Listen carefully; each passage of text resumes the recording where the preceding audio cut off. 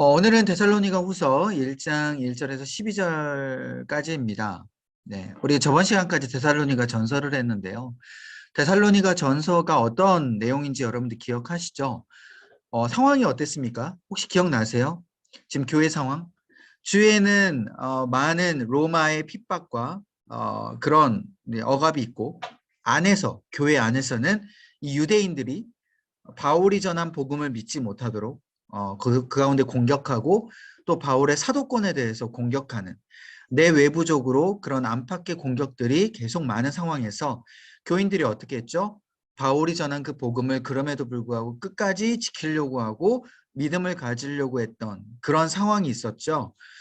네, 오늘은 그 상황을 좀 기억하면서 데살로니가 후서를 우리가 넘어가려고 하는데, 먼저 마음 열기를 한번 보세요. 우리에게 진정한 승리는 무엇인가? 한번 이 질문을 여러분들에게 들어보고 싶습니다. 여러분들의 지금 현재 가정의 상황, 또 일터의 상황, 또 있는 그곳의 상황에 여러분들에게 진정으로 어떠한 것이 나에게, 우리 가정 가운데 승리가 될까? 여러분들 각자 상황 가운데, 또 가정에 있는 그 여러 가지 이제 그 환경 가운데 좀 이런 승리의 기준이 좀 다를 것 같아요. 여러분들께서는 이 승리가 다 다른데, 그 승리를 얻기 위해서 오늘 내가 이 최선을 다해서 싸워야 되는 그 영적 전투는 무엇일까? 한번 같이 생각해 봤으면 좋겠습니다. 단순히 어떤 상황과 환경을 쟁취하기 위한 그 전투, 그 노력, 그것을 넘어서 우리가 그것을 우리가 쟁취를 하려면 때로는 우리 멘탈이 중요하잖아요. 그 멘탈이라는 건 그냥 우리가 가지고 있는 긍정적인 마인드라고 생각할 수 있겠지만, 그것을 뛰어넘어서 하나님께서 주시는 영적인 힘, 그것을 이야기하는 거거든요. 우리의 그 영적인 힘을 가지고 어떻게 이 전투, 싸움을 이기고 승리를 쟁취할 것인가. 한번 우리가 한번 생각해 봤으면 좋겠어요. 제가 밑에 그 예화를 적어놨는데, 이 믿음을 지킨 로마 장교, 예전에 그때는 그 로마가 이제 전 세계를 지배하고 있었던 때입니다. 그때 이 로마 장교였던 이 한 사람이 기독교인들을 막 핍박을 하는데, 로마가 이 기독교인들이 끝까지 하나님 앞에 믿음을 지키는 거예요. 로마 황제의 숭배 사상이 팽배했던 그 시기에 로마 황제에게 무릎 꿇지 않고 절하지 않고 끝까지 하나님께만 우리가 섬기고 절하겠다라고 끝까지 목숨을 불사하고 믿음을 지키는 모습을 보면서 이 로마 장교가 거기에 굉장히 마음이 혹한 겁니다. 도대체 저들이 예수님이 도대체 누구이길래, 하나님이 어떠한 분이길래 저렇게 믿음을 끝까지 지킨단 말인가, 목숨보다 더 중요하게 생각한단 말인가 라는 생각을 가지고 궁금해서 이들에게 직접 교회를 나가고 이들이 예배를 드리는 환경을 가본 거예요. 예배 드리는 모습을 보고 이들과 교제를 하다 보니 진짜 그때 하나님은 살아계시는구나라는 걸 느끼고, 그때부터 하나님 앞에 자신의 모든 것을 맡기고 이제 하나님을 믿었다라는 내용인데, 나중에 추후에 이 로마 장교의 동료가, 자신의 동료였던 이 로마 장교가 하나님을 믿고 황제를 배반했다라는 사실을 알고 이 로마 장교를 고발을 합니다. 그래서 이 로마 장교가 고발을 당해서 결국 순교를 당하게 되거든요. 자신이 끝까지 믿음을 지킨다고. 이러한 이제 모습을 볼 때, 우리가 이 세상 가운데 우리에게 막 여러 가지 공격이 들어오지 않습니까? 뭐 아까 말씀드렸던 뭐 각자의 상황에 따라서 기준은 다르지만, 승리의 기준은 다르지만, 우리가 하나님 앞에 나아가는 그 상황 가운데 여러 공격 가운데 우리가 지켜야 될 그런 영적 전투, 우리의 그 어떤 모습이 정말 하나님 앞에 기쁨으로 누릴 수 있을까, 승리를 얻을 수 있을까, 이것을 같이 여러분들 한번 고민하면서 오늘 본문을 들어갔으면 좋겠습니다. 자, 본문 내용 이해를 한번 보시면, 먼저 데살로니가 후서에 대해서 말씀드리고 싶어요. 일단 후서는 전서를 기록하고 나서 약 2, 3개월 후에 고린도에서 바울이 기록을 했어요. 앞선 전서를 보내고 나서 이 사도 바울이 어떤 소식을 또 듣습니다. 그 어떤 소식은 뭐냐면 교리에 대한 부분에 대한 소식을 들어요. 교리. 어떤 교리냐?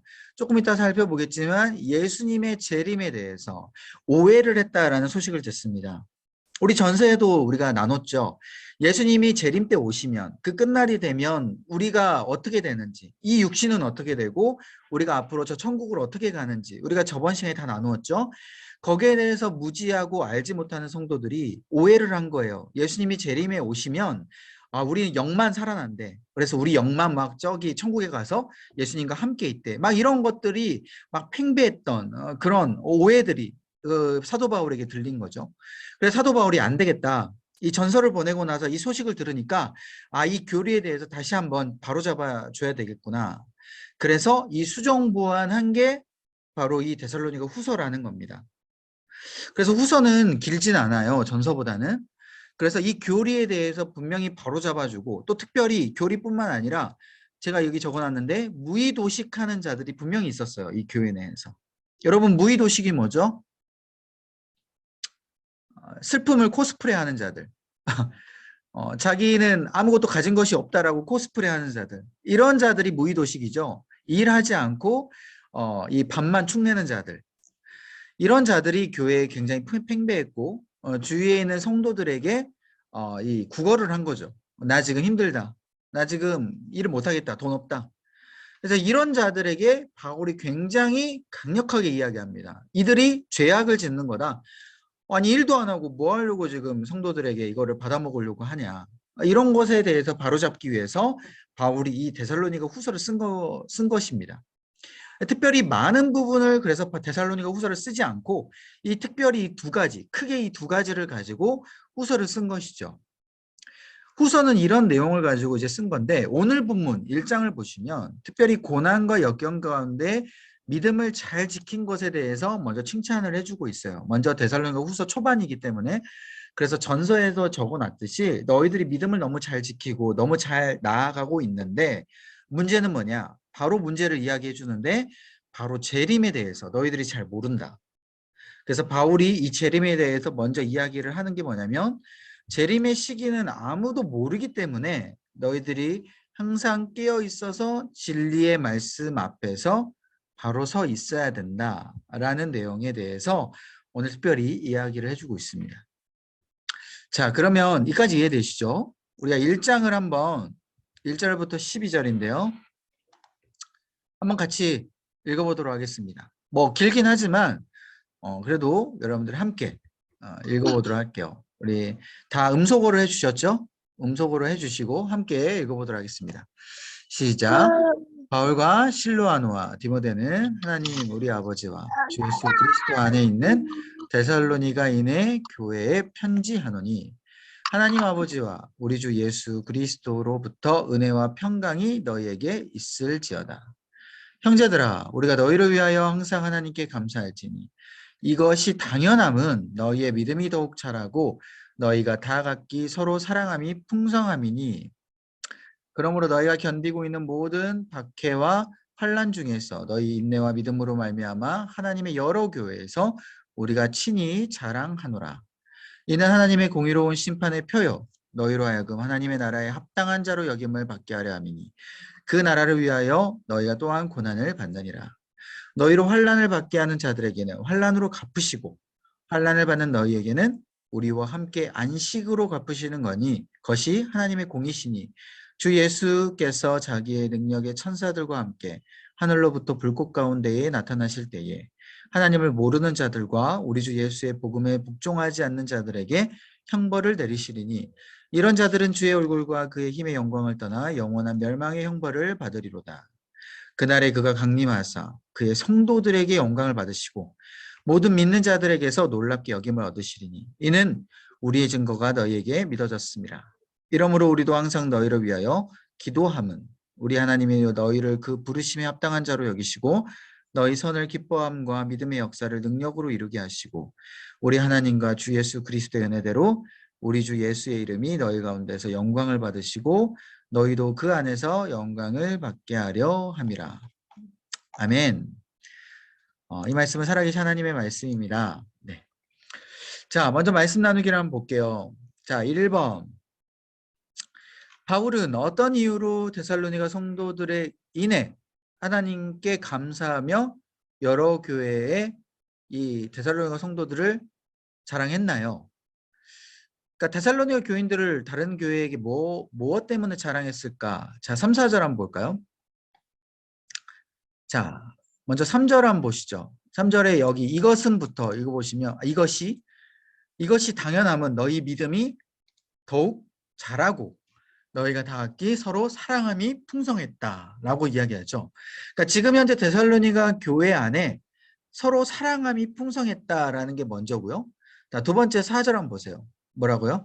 그러므로 너희가 견디고 있는 모든 박해와 환난 중에서 너희 인내와 믿음으로 말미암아 하나님의 여러 교회에서 우리가 친히 자랑하노라. 그러니까 지금 박해와 환난이 있는데 어떻게 견딘 거예요? 믿음으로 말미암아 인내를 가지고 견뎠다라고 이야기를 하죠. 그죠? 그래서 지금 두 가지입니다. 일단은 답을 보시면 바울은 데살로니가 성도들의 믿음의 성장과 사랑의 풍성함, 이 두 가지가 바울은 굉장히 하나님 앞에 감사하고 주위에 있는 교회들에게 자랑을 한 거죠. 그러니까 믿음이 성장한 게 너무 보였고요. 주위에 있는 사람들을 너무 사랑한 그 사랑이 너무나도 눈에 보였기 때문에 바울은 거기에 대해 너무 감사할 수 있었던 거예요. 여러분, 목회자가 가장 자랑스러울 때가 언제인지 아십니까? 바로 이 두 가지예요.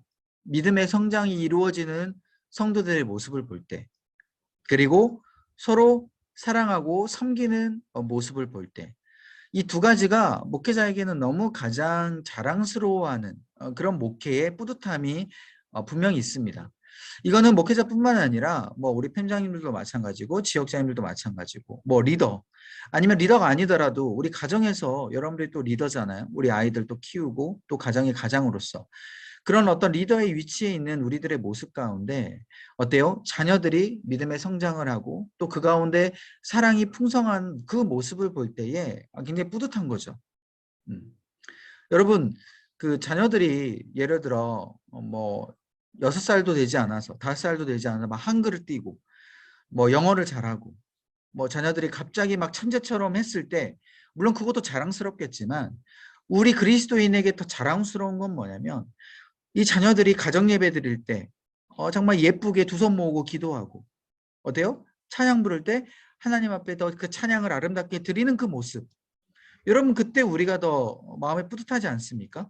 또한 내 남편과 내 아내가 하나님을 나를 통하여서 이제 믿게 되고 이제 새신자로서 믿음이 없는 처음에 시작을 했는데 점점 하나님 앞에서 예배를 드리는 그 모습 가운데 더 믿음이 굳건해지고 또 예배를 드릴 때 더 하나님의 은혜를 받는 그 모습을 보면 어때요? 우리가 더 기뻐한다는 거죠. 너무 자랑스럽다는 것이죠. 이게 바울에게 그렇게 자랑스러운 모습이었다라는 거예요. 그래서 데살로니가 교인들에게 이 믿음을 공격했던 여러 가지 박해와 환란이 있었는데 그것을 지금 교인들이 이겨낸 거죠. 우리는 뭐 자녀들에게 그러지 않잖아요. 예배 드리지 마라. 너 예배 드리면 죽인다. 그죠? 그렇게 안 하잖아요. 도저히 너희들이 정말 예배 드렸으면 좋겠다 이러잖아요. 근데 예배 안 드려도 우리가 정말 마음이 안 좋은데 어때요? 막 주위에서 예배 드리지 못하게끔 했는데도 이 사람들이 교인들이 예배를 하나님 앞에 그렇게 간절히 드렸다는 거예요. 얼마나 자랑스럽습니까? 그죠? 그런 모습이 분명히 데살로니가 교회 이 교인들에게 있었다라는 거예요. 두 번째 질문 보세요. 또 왜 그러면 이 고난받는 것을 자랑스럽게 여겼냐? 분명히 이 바울은 믿음으로 이들이 고난을 이겼다라는 게 자랑스러웠거든요. 그래서 고난이 되게 좋다라는 표현을 해요. 되게 유익이다라는 표현을 했다는 거예요. 도대체 왜 이렇게 자랑스럽게 했냐? 5절 한번 보세요. 5절에 뭐라고 나옵니까? 이는 하나님의 공의로운 심판의 표다. 그죠? 너희로 하여금 하나님 나라에 합당한 자로 여김을 받게 하려 했다. 라고 나옵니다. 이것 때문에 지금 고난이 우리에게 유익이다라는 거예요. 지금 무슨 뜻이에요, 이게? 공의로운 심판의 표가 무슨 뜻일까요? 여러분, 우리가 만약에 고난이 닥쳐왔는데 고난을 우리가 멋지게 이겨내죠. 이거는 천국에서 우리에게 상급이 주어집니다. 우리가 이 다음에 하나님 앞에 섰을 때, 저 끝날에 예수님의 재림 때에 예를 들어 우리가 하나님 앞에 심판의 그 딱 대를 쓰면 주님께서 분명히 우리가 이 땅에 살아가면서 이 고난을 받는 그 모습에 어떻게 이겨냈는지를 다 일일이 하나씩 세고 계세요. 너 몇 날 며칠에 이런 고난이 있었는데 그리고 이때부터 이때까지 너가 이런 고난을 받았는데 너 그때 나 저기 배반했지? 너 그때 나한테 욕했지? 하면서 하나님이 지금 다 천국에서 다 기록하고 있다라는 거예요. 그러니까 그 심판을 받을 때 우리에게는 이 고난을 멋지게 이겨내면 이게 우리 심판의 때에 우리가 프리패스가 되는 거예요. 하나님 앞에 멋지게 우리가 상급을 받는 그 심판을 넘어가게끔 하는 프리패스가 된다라는 그 심판의 표가 된다라는 것이죠. 그게 프리패스가 되는 게 무슨 뜻이에요? 우리가 하나님 나라에 합당한 자로 여김을 받았다라는 겁니다. 여러분 이해되시죠? 여러분 이게 우리에게는 굉장히 자랑스럽게 여겨야 되는 고난의 때라라는 거예요. 그래서 여러분 우리가 고난을 누가 좋아합니까? 그죠? 고난 다 싫어하잖아요. 고난 받는 거 아무나 좋아하는 사람이 없어요. 근데 우리가 고난 자랑스럽게 여겨야 될 이유가 바로 여기 있는 거예요. 고난이 왔을 때 우리의 생각을 전환해야 됩니다. 그죠? 고난이 왔을 때 이거는 우리 심판의 때에 프리패스구나. 너무 자랑스럽게 여겨야 돼요. 고난이 왔을 때 내가 하나님 앞에 당당하게 이야기할 수 있는 이러한 우리가 사건, 간증들이 우리에게 다 있어야 되는 것이죠. 여러분 마지막 때에 하나님이 너 고난에 어떻게 이겨냈냐고 했을 때 죄송해요. 저 그냥 고난의 때에 그냥 절망 가운데 있었어요. 그냥 하나님 욕하고 있었어요. 이렇게 이야기할 겁니까? 아니잖아요. 우리가 이 프리패스에 대해서 우리가 다시 한번 생각해서 멋지게 이겨내 나가는 바울이 그것을 지금 자랑스럽게 고난을 생각한다라는 겁니다. 그래서 대답을 보시면 이것은 우리가 심판 때에 신실한 성도들의 그 구원의 증거가 돼요. 구원의 증거. 자, 여러분 제가 엄청 지금 빨리 하고 있는데 자 밑에 보시면 그래서 데살로니가 교회는 지리적으로 전통적으로 믿음이 성장하기 굉장히 어려운 상황이었죠. 여기 박해라는 단어를 보시면 헬라어로 디오그모이스라고 이제 헬라어가 나오는데 이게 뭐냐면 사냥개가 사냥감을 뒤쫓는 그러니까 끝까지 사냥감을 놓지 않는 그런 모습으로 나아가는 그 박해의 뜻이 있어요. 이게 무슨 뜻일까요? 그러니까 박해라는 뜻을 왜 이렇게 번역을 해놨을까? 필사적으로 사냥감을 놓치지 않으려고 따라가는 그 사냥개처럼 데살로니가 성도들이 하나님과의 그 관계를 끊어버리려고 하는 그 사단의 공격. 이게 바로 박해라는 거예요. 우리의 삶에 있어서 하나님을 찾지 못하게끔 하나님 앞에 따라가지 못하게끔 고난과 고통이 주는 박해가 오는데 그게 사단이 우리를 하나님과 끊어버리려고 해서 끝까지 우리 포기하지 아니하고 너희들이 언제까지 하나님을 끝까지 붙잡는가 보자 해서 끝까지 하나님과 끊으려고 해버리는 그런 모습이 바로 박해다라는 거죠. 그래서 우리가 이 박해에 대한 뜻을 알면요. 우리가 쉽게 하나님을 놓지 않게 돼요. 쉽게 우리가 포기하면 안 돼. 왜? 우리가 하나님의 끈을 놓아버리는 순간 누가 좋아해요? 사단이 좋아하니까. 이런 데살로니가 성도들이 끝까지 이 박해에 대해서 포기하지 아니하고 하나님을 붙잡았다는 거죠. 이게 우리에게 있어야 되는 거예요. 이게서 밑에 보시면 오히려 성장하기 위해서 그래서 믿음의 다름질을 한 거죠. 고난과 박해가 올 때마다 성도들이. 그래서 우리는 이 믿음을 지키면서 우리가 끝까지 고난의 그 구원의 증거로 우리가 삼고 여러분들 끝까지 붙잡아야 된다라는 겁니다. 이거를 반대로 이야기하자면 고난이 만약에 여러분들에게 없다. 이거는 오히려 우리에게 믿음이 없다는 것으로 생각해 볼 수 있어요. 왜냐? 분명히 이야기했어요. 빌립보서에 뭐라고 이야기합니까? 너에게 감당할 시험만 준다고 분명히 이야기하고 있잖아요. 우리 다 반대로 이야기하면 시험이 없다라는 거, 고난이 없다라는 건 우리에게 믿음이 없다라는 거예요. 왜? 하나님 우리를 믿지 못하니까. 고난을 줬을 때 얘가 견디지 못하겠구나. 그러면 하나님이 고난을 안 줘요. 박해를 안 준단 말입니다. 그래서 만약에 여러분 우리가 저 끝날에 하나님 앞에 섰을 때 너 어떤 고난을 받았냐 해서 하나님 생각해 봤는데 제가 고난이 없었던데요. 이렇게 말하면 얼마나 부끄럽습니까? 그죠? 그러니까 우리가 이런 고백을 하지 않기 위해서 우리가 이 하나님 앞에 고난을 이렇게 기쁨으로 받아들여야 된다. 그래서 적용과 묵상을 보시면 사단은 우리의 믿음을 무너뜨리기 위해서 끝까지 물고 늘어진다는 거예요. 그래서 우리가 이 믿음의 굳건히 설수록 우리의 고난과 핍박으로 우리는 공격을 더 받게 될 수밖에 없어요. 그래서 여러분들 포기하세요. 고난이 왔을 때 이 고난이 언제 끝나지? 이거 그냥 포기하세요. 죄송한 말씀이지만 고난이 끝나는 거를 포기하시고 우리가 대신 무엇을 기대해야 되냐? 이 고난을 내가 끝까지 승리한다. 네가 이기나 내가 이기나 해보자. 사탄, 네가 이기나 내가 이기나 해보자. 이런 악으로 깡으로 우리가 나아가야 되는 거예요. 그래서 우리의 시선을 지금이 아닌 주님의 때로 우리가 고정을 해야 됩니다. 지금 따지면 우리는 포기할 수밖에 없어요. 여러분 한번 생각해 보세요. 우리의 그 지금 수명이 80년, 뭐 100년이라고 해봤을 때 우리가 평생 고난을 겪어야 되는데 그 고난 끝나는 거 우리가 생각하면 우리가 포기할 수밖에 없잖아요. 우리의 남은 시간이 아직까지도 반백년이 남았는데, 그죠? 그 반백년 동안 여러분 어떻게 고난을 이겨나갈 겁니까? 그러니까 그거 끝나는 거를 생각하지 말고 우리가 저 주님의 때의 고난은 끝나니까 우리가 지금 이 시기에 우리가 이 구원의 증거를 만들어 놓자. 그래서 그 상급을 기대하시길 바라고요. 그래서 나눔 1번. 지금 나에게 믿음을 지키게 하지 못하는 마음과 환경은 무엇인가? 사냥감을 무는 것처럼 사단이 공격했을 때 이제는 좀 놔버리고 싶다라고 생각 들 때가 언제인지, 그 믿음이 흔들릴 때 여러분이 평소에 어떻게 이겨나가는지 여러분 한번 생각해 보시면서 나눠주시면 좋겠고요. 두 번째, 관찰 2번입니다. 자, 바울은 예수님이 재림 때 어떻게 나타나실 것이라고 여러분 설명하나요? 여러분 데살로니가 전서 재림을 기억하십니까? 재림 때 어떻게 된다고요? 우리 몸이 전부 다 부활을 합니다.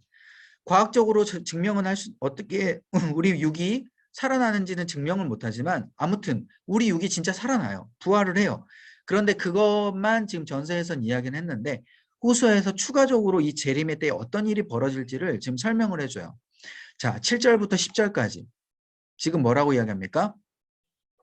먼저 천사들과 함께 하늘로부터 불꽃 가운데 예수님이 내려오십니다. 예수님의 모습을 지금 표현하는 거예요. 재림 때 예수님의 모습이 불꽃이 막 나타나는 거예요. 천사들 옆에 탁 나타나고. 자, 그 다음에 8절에 보시면 그렇게 예수님이 내려오시고 그 다음에 예수님을 믿지 않는 자들에게 형벌이 내립니다. 그런데 9절 보세요. 이런 자들은 주의 얼굴과 그의 힘의 영광을 따나 영원한 멸망의 형벌. 그러니까 이게 무슨 뜻이냐면 당시에 예수님의 재림에 딱 불꽃의 모습을 하면서 내려오시면서 안 믿는 자들을 자 너는 지옥 해가지고 바로 딱 떨어뜨리게 해버린다는 거예요.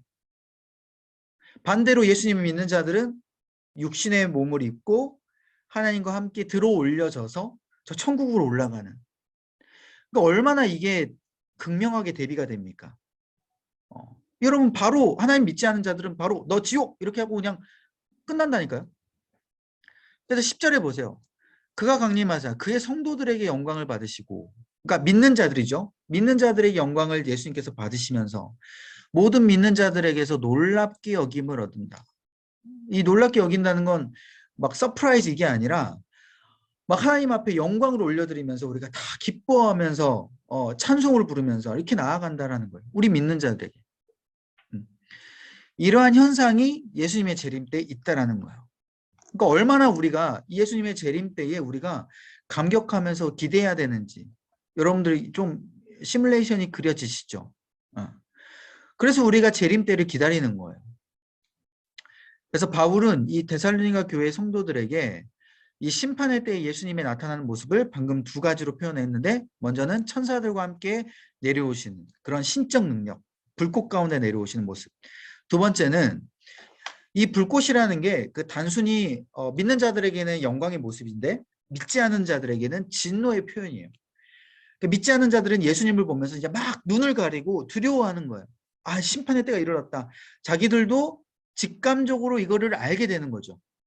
예수님이 나타나셨으니까 우린 죽었구나 이제. 이 지옥에 가는 걸 다 알게 되는 거예요. 그래서 그때 복종하지 않는 자들은 예수님을 믿지 않는 자들 형벌에 다 떨어지는 이런 모습을 여러분들이 기억하시면 좋겠고요. 그래서 베드로전서 4장 12절 13절에 이렇게 나와 있어요. 사랑하는 자들아 너희를 연단하려고 오는 불시험을, 그래서 시험 자체를 불이라고 이야기합니다. 왜? 우리는 재림 때에 불에 대한 예수님의 모습을 영광으로 보지만 이 땅에서는 이 불에 대한 것이 굉장히 고통스럽게 다가와요. 그런데 반대로 믿지 않은 자들에게는 이 불시험이 너무나도 기쁜 거야. 마음대로 살고 뭐 예수님이 재림하든지 말든지 우리하고는 상관없는, 그러한 모습이 되는 거죠. 그래서 이 불이라는 단어가 믿는 자들에게는 재림의 때의 영광이요, 지금 이 땅에 살아가는 이 시점에서는 우리에게 굉장히 어려운 시험이죠. 이것을 이상하게 여기지 말고 오히려 그리스도의 고난에 참여하는 것을 우리가 기뻐하자. 그죠? 이렇게 베드로전서에서는 이야기를 하고 있어요. 적용과 묵상을 보시면, 그래서 예수님의 재림의 때는요, 악인들에게는 무서운 심판의 때, 반대로 우리 예수님을 믿는 자들에게는 구원의 때. 그래서 우리가 이 땅에서는 대신 너무나도 힘들어요. 불시험을 당해요. 그래서 우리가 무엇을 보면서 살아가야 됩니까? 재림의 때를 바라보면서 우리가 살아가야 된다. 그래서 단순히 이 땅에서는 잠깐이에요. 이 불시험이라는 게. 여러분들 우리에게 80년, 100년을 산다고 했을 때 영원을 살아간다라고 보면 이 80년은 너무 짧은 시간이지 않습니까? 그래서 우리가 이것을 잠깐의 때라고 우리가 생각하고 잘 담대하게 우리가 나아가야 된다라고 우리가 기억하면 좋겠고요. 나눔. 그래서 예수님의 재림을 기다리는 우리의 모습 가운데 삶의 무엇을 우리가 내려놓을 수 있을까? 이게 무슨 말이냐면 이 땅에 살아가면서 우리가 아둥바둥 무엇인가 계속 붙잡으려고 하고 계속해서 이것을 붙잡아야지만이 이 땅에서 성공을 우리가 누린다라고 생각하는데, 우리가 재림의 때를 생각하면요, 우리가 다 내려놓을 수 있는 거잖아요. 그죠? 그것이 무엇이 그렇게 크다라고 생각을 하겠습니까? 그래서 우리가 무엇을 내려놓을 수 있으며 또 무엇을 우리가 재림의 때를 생각하면 기대할 수 있을까요? 이 땅에서. 내가 지금 삶에서 붙잡고 힘들어하는 것들이 무엇인지 여러분들이 한번 생각하면서 나눠주시면 좋겠고요. 결론입니다. 이 땅에서 우리가 믿음을 지키며 사는 사람에게 박해와 환난은 너무 당연한 겁니다. 여러분 이걸 당연하게 생각해야 돼요. 이 고난을 통하여서 우리가 하나님 앞에서 성도로 인정받는 표다. 그래서 우리가 영광스럽게 받아야 되고, 아까 말씀드렸죠? 대신 고난이 없으면 우리는 부끄러워해야 돼요. 내가 지금 무엇인가 믿음이 없이 살고 있구나 생각해야 되는 거죠. 예수님은 재림의 때에 어떻게 오신다고요? 천사들과 함께 불꽃 가운데. 그래서 믿는 자들에게는 영광의 모습이고 믿지 않는 자들에게는 심판의 모습으로 오는. 그래서 우리가 그때를 생각하면 지금 이 땅에서는 고난을 견딜 수 있고 낙심하지 않을 이유가 된다는 거예요. 그래서 우리가 믿음의 안목으로 그리스도의 영광을 바라봐야 되는 이 말씀을 우리가 기억하면 좋겠습니다. 하나님, 우리 가운데 이 불시험을 아버지 끝까지 이겨나가고 또 하나님을 끝까지 바라보며 놓지 않는 우리의 굳건한 믿음 될 수 있도록 붙들어 주옵소서. 우리가 고난을 싫어하지 않게 해주시고 온전히 이 고난 가운데 오히려 기뻐하며 장차 다가올 영광의 표임을 우리가 기억하여서 고난이 다가올 때마다 오히려 우리가 사단을 비웃으며 그 가운데 하나님 앞에 기쁨으로 우리가 고백하며 나아갈 수 있는 우리의 모습 될 수 있도록 역사하여 주옵소서. 우리가 알지 못한 그때에 계속해서 사단은 사냥개가 아버지 사냥감을 끝까지 물고 우리를 무너뜨리려고 하는 것처럼 아버지 우리를 무너뜨리려고 합니다. 우리가 그 사실을 기억하게 하여 주셔서 우리도 끝까지 너가 이기나 내가 이기나 해보자. 끝까지 이를 악물고 아버지 하나님 앞에 기쁨으로 주님을 붙들며 나아갈 수 있는 우리의 모습 될 수 있도록 주여 인도하여 주옵소서. 혹여나 우리 21교 모든 성도님들 중에 주님을 놓고 싶어하는 마음이 있다면, 또한 이곳 가운데 그냥 포기하고 그냥 이대로 살아가기를 원하는 마음이 있다면 주님께서 친히 찾아와 주셔서 능히 올 그 영광의 때를 아버지 다시 한번 기대하게 하여 주시고 아버지 잠깐 올 이 불시험을 끝까지 이겨나갈 수 있는 우리 성도님들 될 수 있도록 주님 굳건히 붙들어 주옵소서.